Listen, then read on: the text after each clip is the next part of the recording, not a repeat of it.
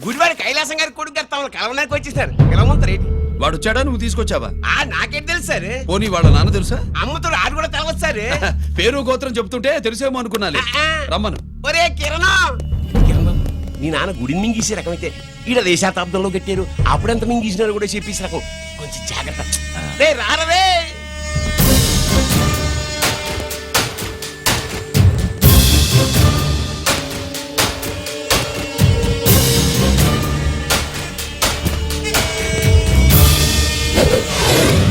ఏమిటిది?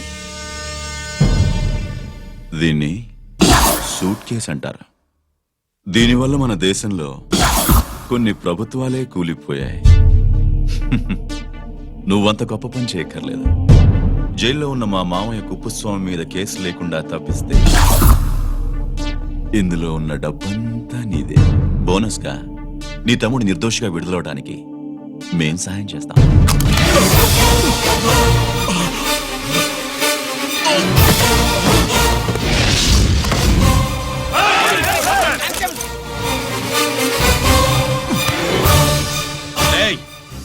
దీన్ని పిస్టల్ అంటారు.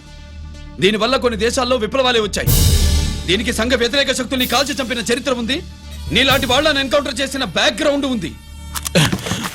మీ తమ్ముడి జీవితం మా చేతుల్లో ఉందని తెలిసి కూడా ఎదురొస్తున్నావా? నీ జీవితమే నీ చేతుల్లో లేదు. నా తమ్ముడి జీవితం గురించి నీకెందుకురా వర్రి? నోకరాజు, సరే సూట్ కేసు లోపల పెట్టి మంత్రా ఎత్తి వీడి నెత్తిని పెట్టు.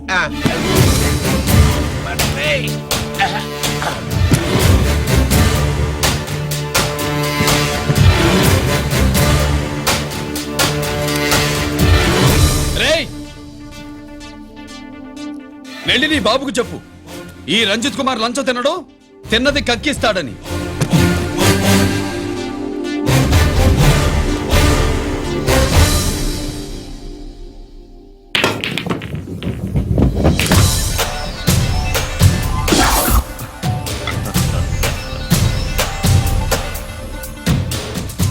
రూల్స్ పాటించే పోలీస్ ఆఫీసర్వి రూల్ తప్పి ఆట ఆపావేంటి? నీకు ఆడడం తెలుసు, నాకు ఆడుకోవడం కూడా తెలుసని నీకు చెప్పడానికి. బాల్ని పాకెట్లో వేసే క్యూ నీ చేతిలో ఉంది. లాకప్లో తోసిన వాళ్ళని ఎర్రగొట్టే లాఠీ స్టిక్ మా చేతుల్లో ఉంటుంది. సూట్ కేస్ తిప్పి పంపించావు కదా, నిజాయితీ పరుడి ఫేస్ ఇలా ఉంటుందని చూపించడానికి వచ్చావా?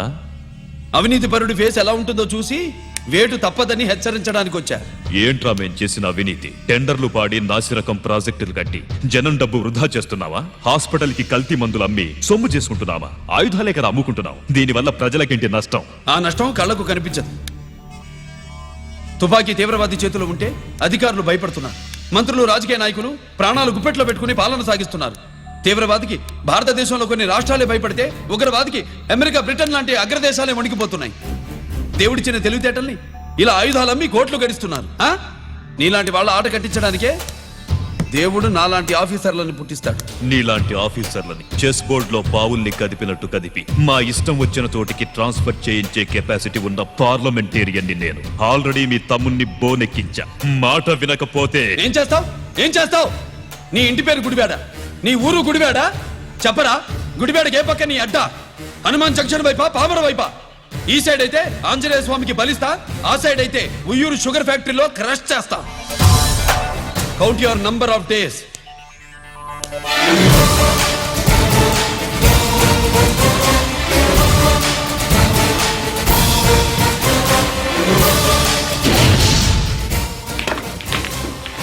ఏమి సార్ వాడిది? అడ్డడ్డే వాడు మాట్లాడితేనే కొట్టినట్టుండది. నిజంగా కొడితే మురుగా ఎట్టుండునో. వాడు కాదు, మనమే వాడిని కొట్టాలి. చావు దెబ్బ. దవళ సులభం కదప్పా. ఇదిగో వాడు కుప్పు స్వామి చేత రహస్యాలు చెప్పిస్తాడని నాకు పెరియ నమ్మకం.